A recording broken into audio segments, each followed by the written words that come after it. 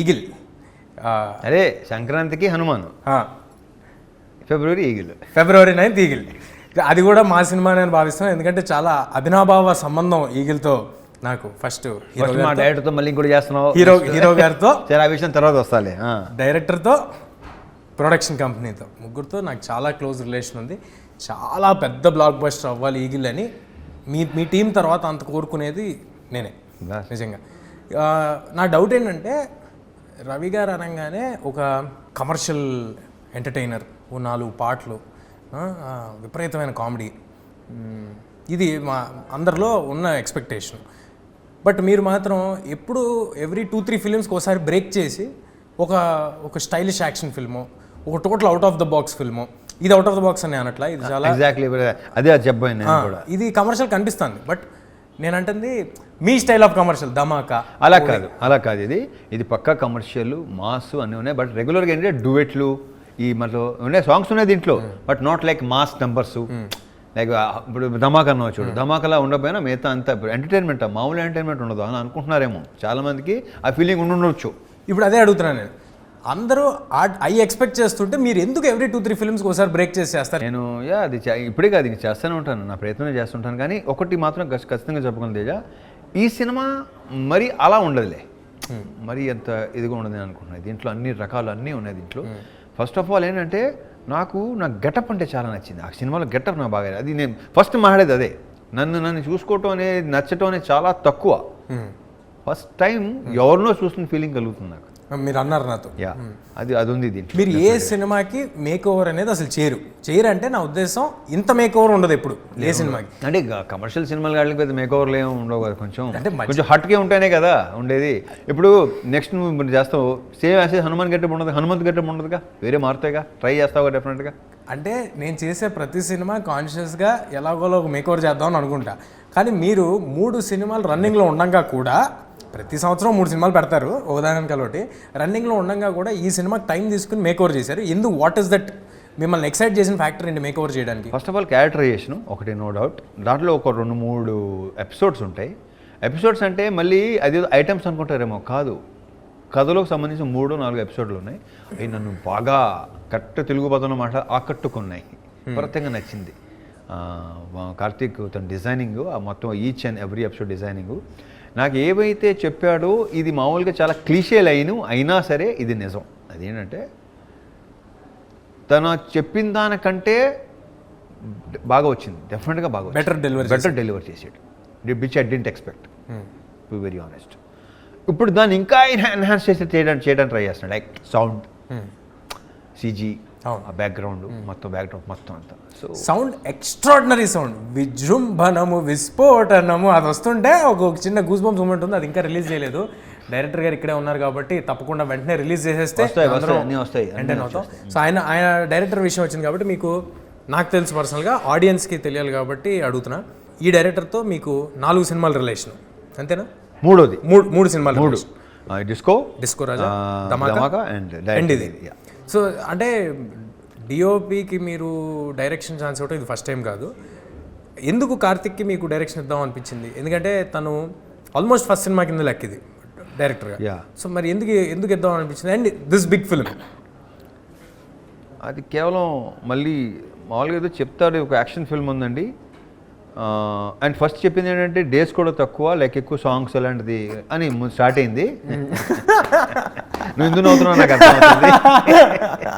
అది పెరుగుకుంటున్నా, మన script, structure, దాని స్పాను పెరుగుకుంటానే వచ్చింది. లైక్ హనుమాన్, మీరు అనుకుంది ఒకటి, జరిగింది ఇంకోటి. సో అలా కరెక్ట్గా చెప్పాలంటే అలా అనమాట. సో చాలా నమ్మకం, కాన్ఫిడెంట్గా తను చెప్పింది యాస్టీజ్గా. సైలెంట్గా ఉంటాడు, ఎక్కువ మాట్లాడు కానీ, బట్ మనం చూసిన తర్వాత నేను బేసిక్గా నేను మానిటర్ కూడా చూడను, కట్ చేసి చూపిస్తాడు కదా, అప్పుడు చూసి వెరీ హ్యాపీ. మరి మీకు లొకేషన్లో సైలెంట్గా ఉండేవాళ్ళంటే కొంచెం మీకు ఇరిటేషన్ వచ్చేస్తూ ఉంటుంది, ఎలాగ మరి? అంటే కాదు, ఇక్కడ ఇంకోటి ఉంది, ఎంత సైలెంట్గా ఉన్నా తనలో ఒక హ్యూమర్ ఉంది, ఒక రకమైన హ్యూమర్ ఉంది.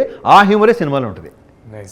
తనకి కానీ, తన రైటర్ మణికి కానీ ఇది ఒక విచిత్రమైన హ్యూమర్ ఉంది, అది యూనిక్ హ్యూమర్, అది ఉంది దీంట్లో.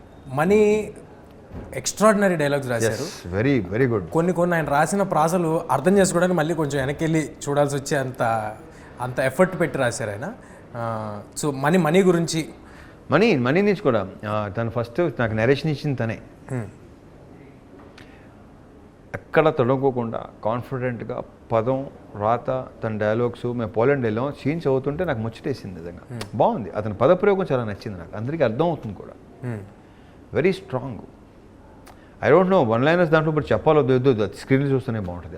అప్పుడు నేను చెప్పిన మనీ గురించి ఇప్పుడు మాట్లాడటం కాదు, రిలీజ్ తర్వాత మాట్లాడతాను. ఇప్పుడు ఒక స్పెషల్ ఇంటర్వ్యూ కాబట్టి ఇది ఈ సందర్భంగా మాకు ఏదో ఒకటి టేక్అవే ఉండాలి కాబట్టి ఒక డైలాగ్ ఏదో ఒకటి రివీల్ చేయండి. రివీల్ చేయిందా? అదేంటిది చేయమంటున్నా చేయిందా? ఇప్పుడు దాకా ట్రైలర్లో రివీల్ చేయండి డైలాగ్. అంటే ఇప్పుడు నాకు బాగా నచ్చింది, ఈ దేవుడు మంచోడు కాదు ఉండోడు, నాకు అది నచ్చింది, ఆ ట్రైలర్లో ఉంది. అలాగే ఇంకేదైనా మీకు నచ్చింది బాగా ఒక డైలాగ్ ఉంటుంది, అది నా డైలాగ్ కాదు కానీ సినిమాలో నా గురించి అది సూపర్గా ఉంటుంది అనమాట. అది ఐ డోంట్ నో నేను చెప్పాలి లేదా కార్తీక్.